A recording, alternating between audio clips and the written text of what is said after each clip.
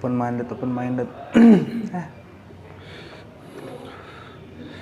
Orang yang berbicara open minded padahal close minded. Buat gue sih gini ya, bahasa open minded juga sebenarnya bisa jadi iya udah cukup diberhenti di lu aja gitu. Iya. Gitu. Nggak usah berkoar-koar lah. Iya. Yang kadang gitu sih orang. Kadang lebih enak ketik daripada baca. Lebih enak apa? Lebih enak ketik sama ngebaca daripada ngebaca. Gitu. Yang sulit itu kan lu baca lu diem. Lu baca lu tahu semua tapi lu diem. Sekarang kan enggak balik. Lu nggak tahu apa-apa. Lu banyak ngomong. Iya. Baca dikit, literasi dikit. iya. Ya kan peribahasa tong kosong nyaring bunyinya begitu Pak Haji. Begitu emang kita mungkin juga memang ya bisa jadi emang kita diciptakan untuk maksudnya generasi ini itu di setting apa ya kayak bukan setting sih maksudnya apa ya nggak tahu ya kayak seolah-olah tuh kita cuma diperuntukkan gitu. Bisa jadi gitu kayak lu tuh cuma menghafal aja gitu Digiring. dari buku ini udah di buku ini tapi untuk mengolah data jadi satu pemikiran itu jarang tuh dari buku ini Iya. walaupun itu hasil adalah pro kontra itu baik itu adalah yang saling bertolak belakang atau itu menjadi satu paradoks gitu. Tapi dia bisa menemukan titik temu yang jelas.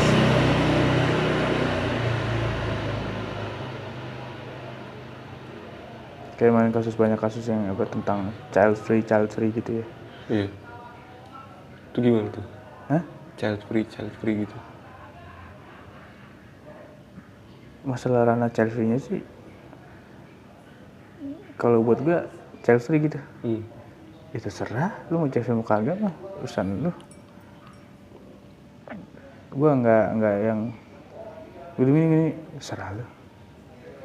Ya lu jangan kan lu child free, gua mah gampang. Lu masuk neraka ya terserah lu. Iya. Masuk neraka lu mau masuk neraka itu terserah lu, masuk neraka itu lu. Hak prerogatif lu untuk memilih. Iya. Nggak usah kita Tuhan aja gitu. Gitu kan? Iya. Cuman kan kadang lu berbuat dosa ya silakan, terserah lu. Itu juga konsekuensinya yang gini. Ketika lu berbuat dosa aja, ini konteks dosa aja ya. Ketika lu berbuat dosa aja, konsekuensinya lu yang nanggung gitu. Ketika lu hanya berbuat untuk diri lu sendiri, konsekuensinya lu yang nanggung gitu. Lu maksudnya masuk neraka, lu yang masuk neraka gitu. Lu dapat konsekuensi lu masuk neraka. Tapi ketika lu berbuat dosa dan lu gemburkan ke luar, itu akan jadi pertanggungjawaban yang berbeda. Iya. Pertanggungjawaban lu melakukannya dan pertanggungjawaban lu mensiarkannya. Menyebarkannya. Iya. Gitu. Ada konsekuensi masing-masing gitu. Iya. Iya nafsi itu. Iya. Kadang kita tuh balik. Berbuat baik mah sembunyi-sembunyi aja. Hah? Iya. Tapi lu berbuat dosa terang-terangan. Iya. Iya.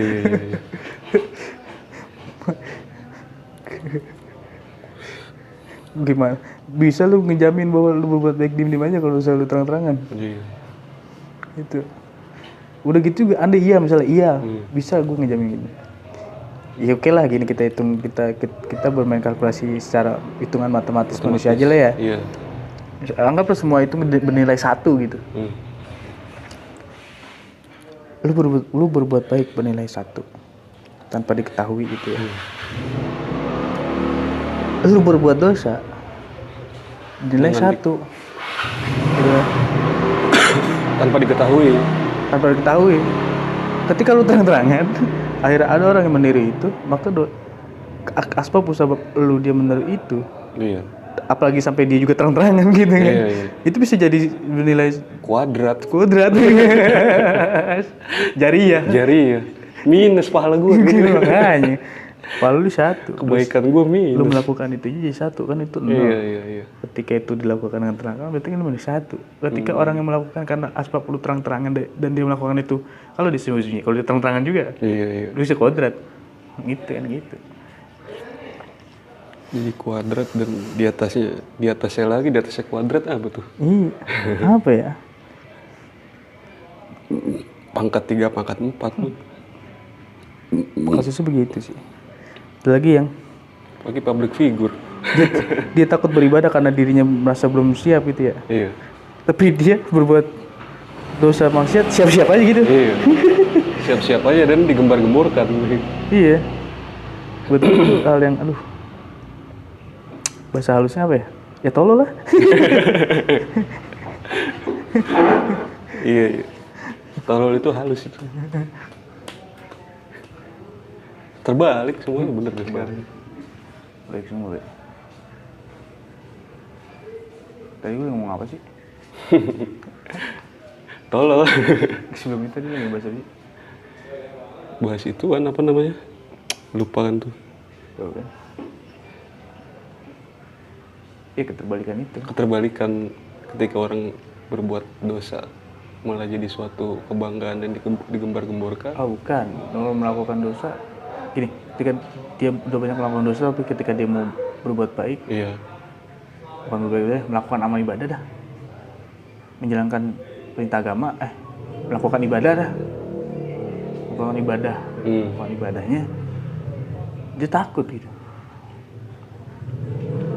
Padahal kan justru ya, salah satu jalan ibadah itu kan untuk paling nggak gini dah, beribadah itu salah satu hal yang baik gitu, Iya. gitu kan?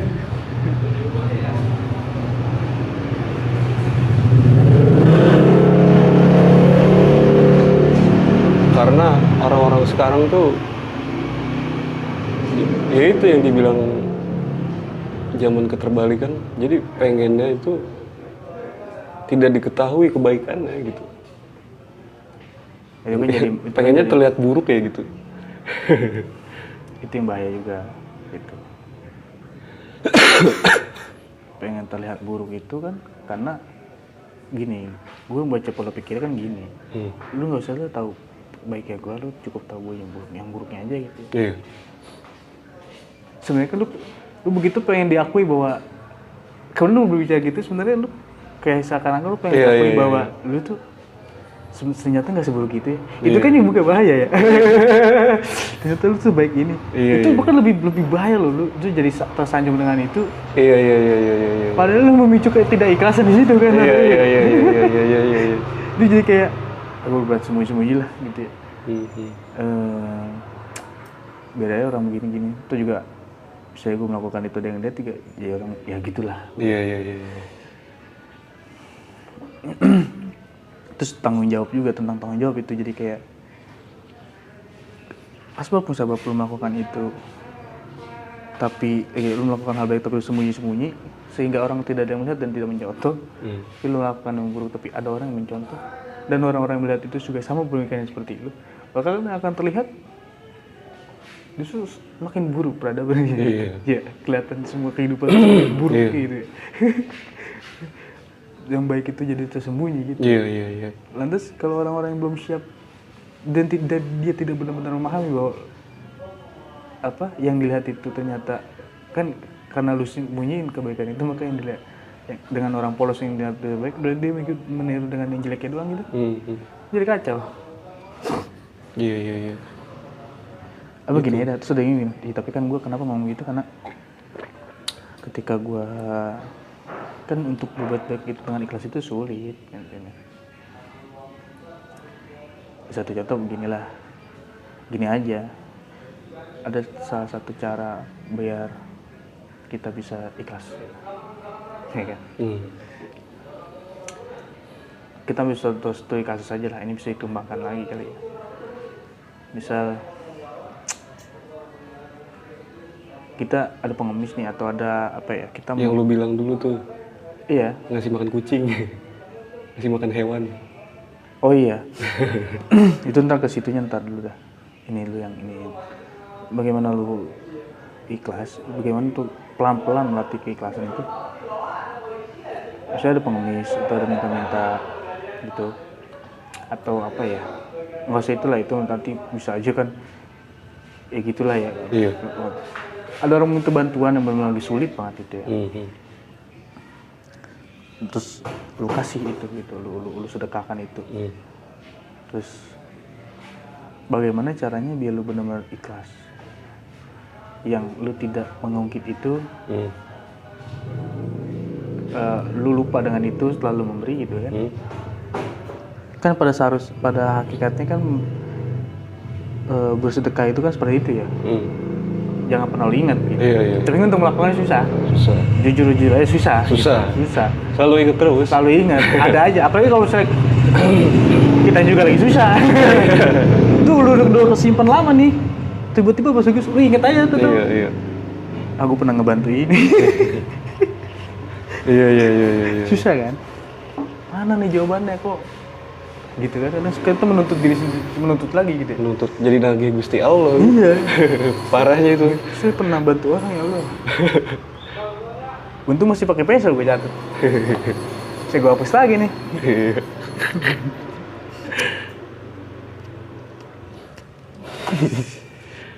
Susah itu. Itu gimana sih, pelan-pelan sih, gue bukan bilang apa. Ini mah salah satu cara lah ya, mungkin insya Allah gitu. Contoh lah, misalnya ada orang gitu. Kalau gue sih yang gue kalau gue sih begini, ya udah, misalnya emang gue lagi ada, gue kasih bantuan itu, kasih. Setelah gue memberi itu, gue merasa bahwa dia terbantu bukan karena gue.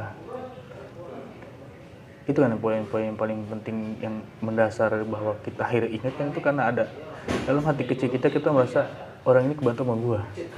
Itu kan, itu tanpa nggak disadarin, kadang itu chip itu tertanam dengan halus. Akhirnya ketika suatu saat detik itu kita bisa ikhlas, mungkin 2 hari 3 hari atau beberapa tahun kemudian kita bisa jadi malah jadi nggak ikhlas karena keinget gitu. Iya. Kita merasa kita udah ngebantu, ada perasa kita udah ngebantu dia gitu. Terus itu gimana caranya biar keakuan itu hilang. iya gitu. Kalau caranya adalah ya udah gampang aja. Lu merasa bahwa lu tuh cuma perantara. Lu tuh cuma perantara daripada Allah Allah memberikan takdir kepada lu sebagai wasilah atau perantara rezekinya orang itu. Itu memang rezekinya orang itu yang ngebantu, gitu kan. Dalam kasus sulit mungkin itu jawaban daripada doa dia yang meminta dalam kesulitan. Akhirnya Allah kasih rezeki melalui lu. Iya. Gitu kan. Dan itu ibarat kata lu kayak cuma ketitipan duit aja, rezekinya dia, itu duit dia lu kalkulasiin gitu. Iya. Maka ketika lu merasa kayak gitu, lu tidak merasa bahwa itu karena lu, karena lu cuma penyampein doang. Iya. Nah, kalau saya udah memegang dengan itu, maka lu tidak ada merasa apa-apa bahwa lu itu yang ngebantu atau ini. Iya.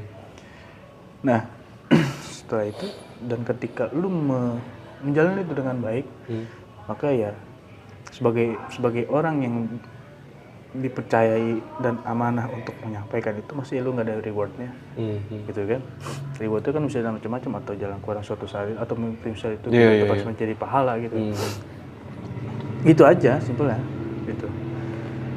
Lu bersedekah itu dalam atas nama memang wasilah aja. Memposisikan diri sebagai wasilah aja. Tapi nanti gue takut misalnya gue bantu gitu-gitu, kan kita nggak pernah tahu. Dia nanti makanya ternyata beneran emang buat dia yang bener buat bayar utang atau buat mengangkat kesusahannya dia, atau dipakai buat yang lain. Buat poya-poya. Kan kita nggak tahu gitu kan. Iya. Kita balikin aja bahasanya. Udah tuh lu nggak tahu. Iya. Gitu. Udah kan lu bilang lu nggak tahu. Ya kalau udah sesuatu yang keadaan yang nggak tahu di luar kuasa lu tidak terkena dosa jariah. Iya, dari itu gitu. Iya. Gitu kan? Iya. Itu udah urusannya dia sama Tuhan ya. Gitu. Itu aja. Iya, kadang orang juga mau ngasih, kadang begini dah, kita lihat sekitaran aja gitu ya. ada beberapa, ini mah temen gua. Gua mah kalau ngasih pengamen yang anak pang begitu agak dah. Soalnya udah pasti ketahuan buat mabuk gitu. Iya banyak begitu. Banyak. Itu ada temen gua begitu. Teman gue juga ada. Ya enggak tahu. Spesifik. Mengerucut. Mengerucut udah. Biar biar jadi masing-masing. Biar jadi husnudzon masing-masing ya. Kayak gitu kan gini ya. Bisa jadi iya. Itu dipakai sama dia buat sesuatu yang nggak baik gitu ya. Tapi kan yang ngasih ke dia juga kan bukan kita. Bukan cuma kita. Terus dibilang dari mana berarti kan kata pasti dipakai yang nggak baik. Itu kan batal ya ini. Karena kemungkinannya variabel kemungkinan itu jadi banyak. Dan hidup dia kan bukan cuma untuk sesuatu yang nggak baik gitu. Bisa aja memang dia melakukan itu, tapi bisa aja duit yang lo kasih dipakainya buat makan, bukan buat yang melakukan itu gitu. Karena kita nggak tahu. Karena kita nggak pernah tahu. Dan dia juga nggak tahu duit mana yang gitu loh, gitu kan. Dan bisa jadi itu emang rezekinya dia dari Allah untuk makannya dia, gitu kan. Melalui wasilah balik lagi kita yang tadi gitu. Kalau ini mesti gue nggak bilang harus ngasih, tapi buat gue, nah untuk lu ngasih atau enggak itu terserah lu. Kalau yang itunya, kalau itu terserah lu. Kalau sekiranya lu belum siap, lu nggak usah. Kalau misalnya enggak sama, mending nggak usah gitu. Kalau belum ikhlas mending nggak usah. Iya. Karena di situ kadang buat jadi training keikhlasan juga. Tapi jangan sampai itu menjadi satu prinsip lu. Iya. Sehingga lu ngomong begitu, just lu ngasih mah enggak, malah jadi tutup dosa. Seujon. Udah ngasih mah enggak. Iya. Lu seujon. Iya. Dosa. Gitu. Lu merasa bahwa kecuali lu merasa gue belum siap lah untuk gue yakin atau percayain itu bakal ini gitu kan. Iya. Itu beda kalau cuma sama di hati atau misalnya kata, tapi kalau udah jadi satu prinsip, bahaya. Mendingan dipelajarin lebih dalam lagi aja. Iya. Bahaya juga sih kalau jadi prinsip. Toh misalnya pun lu kasih dan lu niatkan, apalagi misalnya lu tahu bahwa dia sesama muslim gitu ya. Atau sebangsa setanah air misalnya. Sudah menjadi saudara gitu. Ya mudah-mudahan gitu. Mudah-mudahan misalnya lu benar-benar ikhlas gitu. Sampai lu bisa jadi lu ngedoain gitu.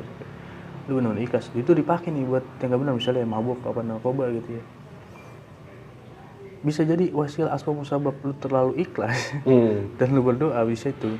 Dan beneran itu duit. Nah, lu tidak seujon ke arah situ, lu benar-benar ikhlas dan lu mendoakan semoga itu menjadi satu hal yang baik. Maka bisa jadi itu orang bisa dipakai buat mabuk. Dia overdosis. Iya. Dia masuk rumah sakit.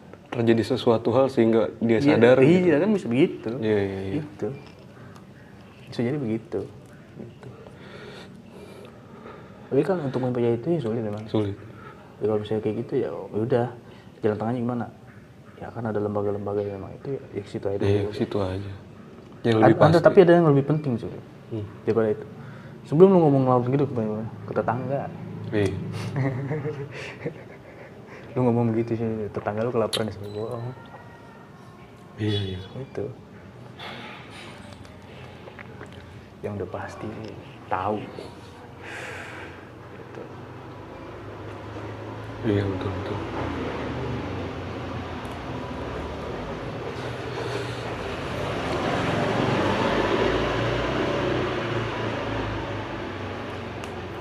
Ya paling yang paling dasar untuk melatih itu jadi ya udahlah itu mah mungkin memang rezekinya dia gitu ya. Itu cuma ikhtiar berarti cuma ketitipan aja gitu.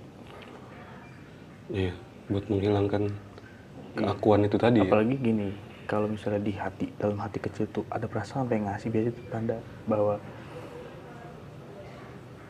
itu berarti ketitipan dan dipesenin gitu. Kayak lu punya prinsip dan prinsip dan logika bahwa kalau misalnya lo ngasih itu duit, tapi dalam hati kecil nih lo pengen ngasih gitu, itu hati-hati tuh. Kan kita juga nggak tahu itu orang ibaratnya beneran orang bukan beneran emang dipakai buat yang nggak baik apa beneran emang buat makan. Ada juga kan beberapa pang-pang yang memang dia cuma ibarat kata kayak hidupnya gini-gini gitu ya. Yang berkata dalam setiap pendapatan itu bisa jadi porsi untuk melakukan sesuatu yang dosanya itu lebih kecil daripada dia untuk bermanfaat hidupnya gitu. Bisa jadi kan begitu. Bisa jadi lebih besar porsinya buat kebaikan gitu. Misalnya, dalam sehari dia bisa ngambil segala macam dapatnya 100.000. Jadi dia cuma beli buat mabuk, beli lem tuh 6.000, sisanya buat makan. Dia punya bini, dia punya anak, buat nemenin anaknya. Apalagi dia bekerjanya dengan ikhtiar ngamen misalnya, bukan benar-benar sekedar yang minta-minta. Dia ada ikhtiar ya, benar-benar ikhtiar gitu ya. Itu bisa jadi begitu. Dia cuma pakai buat maksud itu cuma buat apalagi kayak nampang ya, untuk beli narkoba kayak sabu ya, udah gak mungkin sanggup. Gak mungkin sanggup. Gak mungkin sanggup. Ya, itu karena kita paling lem berapa sih? 6.000, iya. 10.000.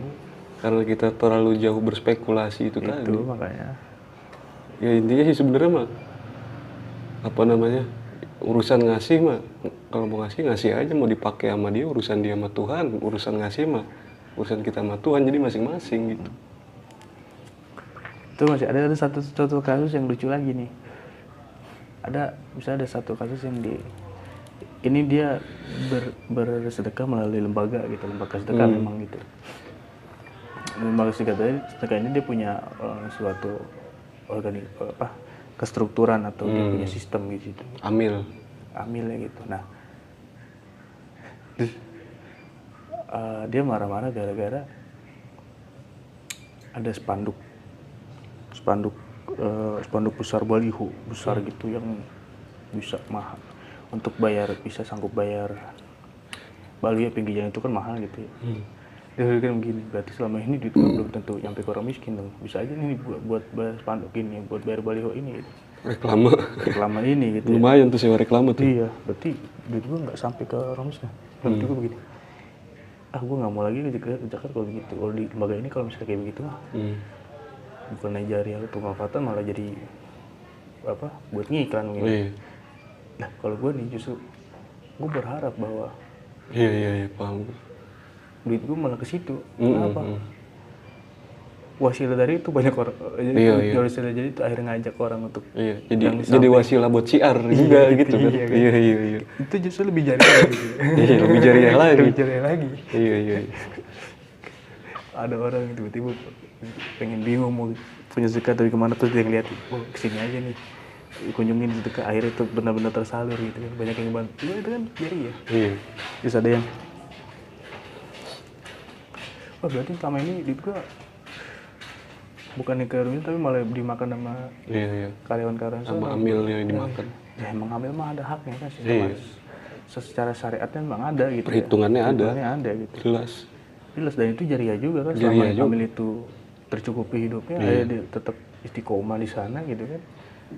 Bahkan kalau dalamin lagi sih, uang kita kepake buat amil lah buat nyekolahin anak di pesantren. Emang kita mau kebalik. Orang ingin untuk berjuang untuk agama, nggak boleh makan duit. Iya. Lu mau suruh susah. Suruh ikhlas. Susah. Iya. Orang disuruh ikhlas. Iya. Tapi giliran dirinya. Iya. Ketika orang itu kagak ikhlas, susah. Banyak kasusnya tuh. Khususnya kita mah kagak boleh makan. Iya. Lu kudu jihad. Puasa nggak makan gitu.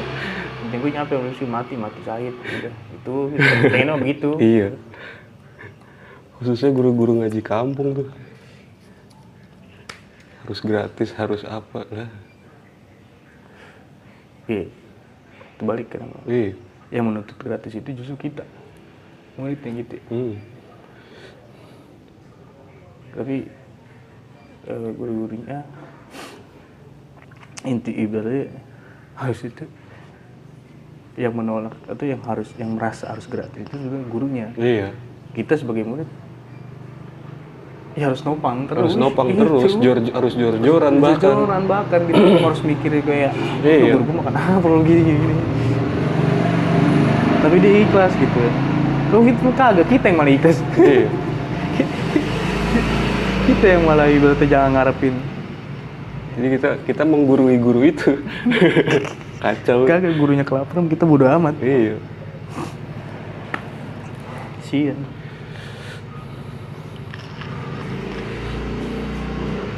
Emang gue jadi kiai mending gue tembakin sekalian 40 juta. Iya. Ya Wah, amat itu. juga gini dipatok gitu. Kagak gue patok lo gak pada bayar. Kagak. Kalau gue kagak patok gak bisa makan gue.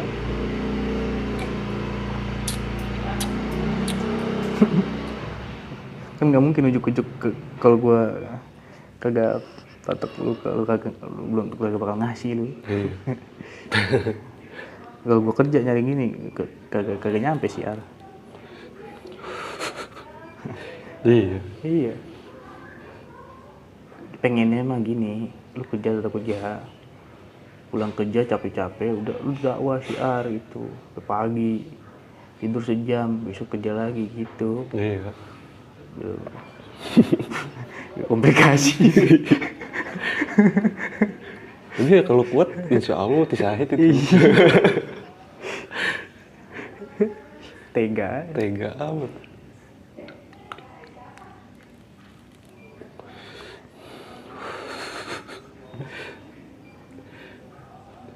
Kacau deh.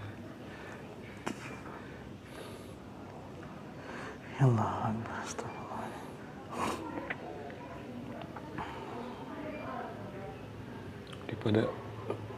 Pada ogah jadi ustad jadi.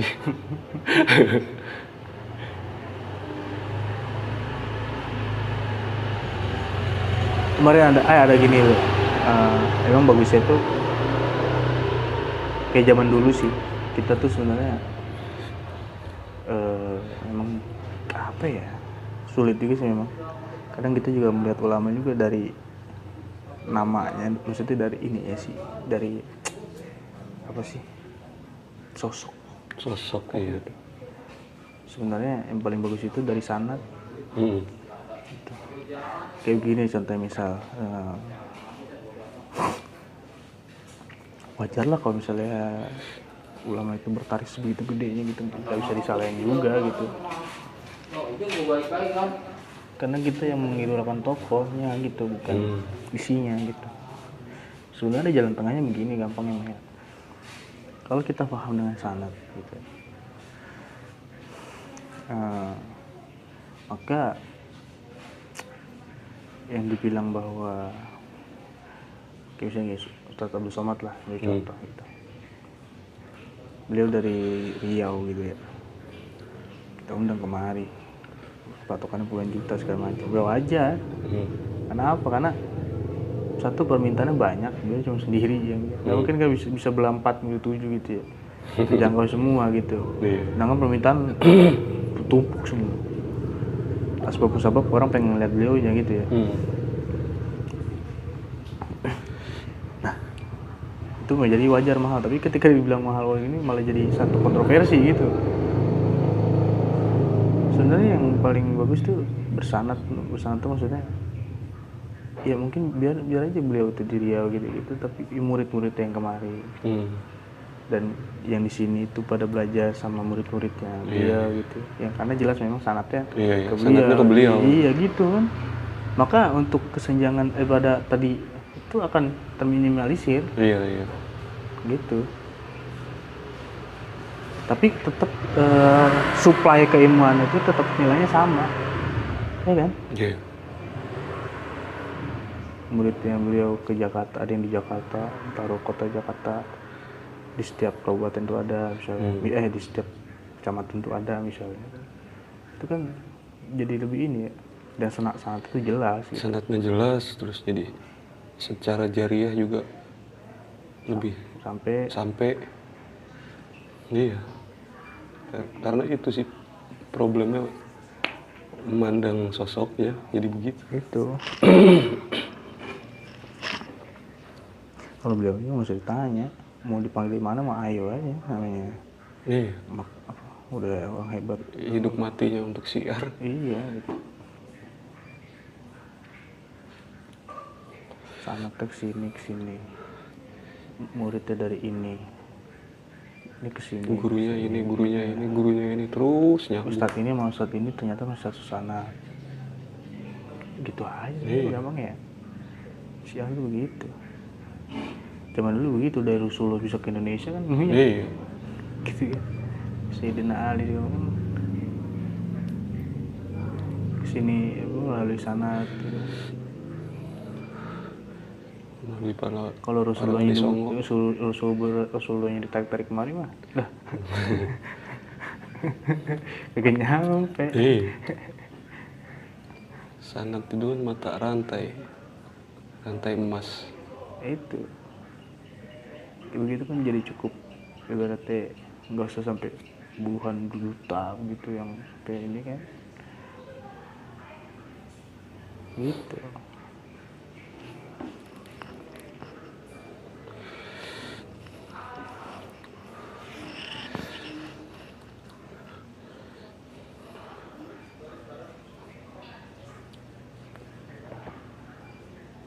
Bahayanya begitu kalau mandang sosok, ya ketika sosoknya udah nggak ada, kayak anak ayam kehilangan induk, hilang arah. Emang lucu begitu ya, pegangan rantainya nggak kuat. Kadang ada satu kasus yang lucu tuh, manggil ulama gitu, apa bayar puluhan juta gitu kan, ngadanya puluhan juta itu maksudnya baru ulama itu puluhan juta gitu, protes gitu. Buat jual agama itu kan Buset. Sedangkan manggil artis luar ratusan juta, bayar nggak usah tiketnya 2,5 juta. Iya. Pada beli banyak lagi nonton.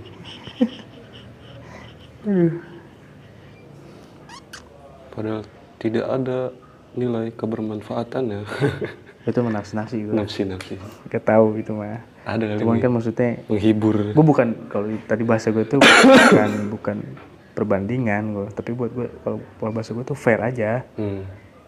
Ya begitu silakan, tapi kalau yang begini-begini ya jangan lu gituin gitu maksud gue. Caranya itu close minded namanya kalau gitu. Iya. Gitu. Katanya open mind dia. Makanya itu aja. Emang kita mah kudunya begitu. Lu untuk jadi seorang guru, kiai ulama besar tuh jangan naik mobil kalau bisa mah. Pengennya mah gitu. Nutur. Ini naik peda. Lu di Depok, lu udah ceramah di Jawa Timur, naik peda. Naik otopet. Bayarannya jangan gede-gede, udah seikhlas aja. Kalau bisa besek 2 udah. Iya. Besek 2 ya kan masih diomongin. Si Ustaz tuh bawa beseknya 2 itu 2. Gitu. Pengennya begitu maksudnya. Iya. Udah. Allah Akbar. Bukan main.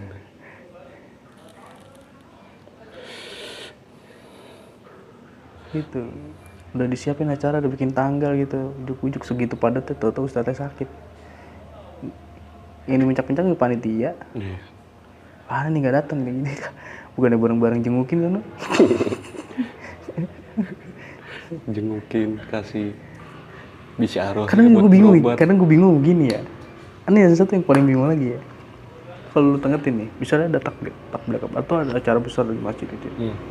Oke lah bayar, ngasih bisyarah. Ngasih ongkos lah ya, ongkos untuk guru itu bisa puluhan juta gitu. Tapi acara itu gratis datangnya. Gue yakin yang ngomong juga kagak ngasih duit. Yang bayar 40 juta, puluhan juta itu bukan yang ngomong-ngomong itu yang protes. Gimana? Yang ngomong? Misalnya nih, Ustadz Abdul Somad lagi dah. Abdul Somad ini misalnya bayarannya tuh sekali datang tuh 40 juta. Misalnya gue nih, misalnya ada acara di satu masjid, gue datang gitu, satu masjid. Ada pengajian di situ, diberitahuan gue kan bahwa akan ada pengajian Ustadz Abdul Somad gitu. Gue datang dengan sukarela kan kagak dipungut biaya. Iya. Ya kan? Terus tiba-tiba orang di luar bilang segitu 40 juta semua barang mahal banget gini gitu. sebut doa agama segala macam. Satu, lu juga nggak datang gitu ya, lu bisa ngomong gitu. Lu andainya lu datang juga lu nggak suruh bayar. Iya. Yang ketiga, yang ngasih segitu juga udah pada ikhlas. Iya.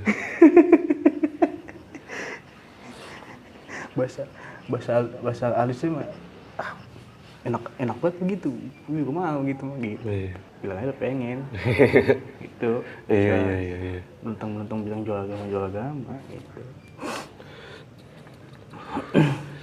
Ya itulah orang kita makan. Ya lu zamannya ngaji juga nggak ada yang ditarikin duit kan? Iya. Itu kan iya ada sih, itu juga kan paling kayak seikhlas ya, pasti Seikhlasnya. nggak dipatok kan. Kayak misalnya kita ngadain acara maulid apa segala macam kan, kita muter donasi gini-gini. Itu pun juga sih kan bahasa kita pasti seikhlas ya. Seikhlasnya. Gitu. Seandainya ada yang dipatok pun orang udah pada husnuzon aja gitu. Iya.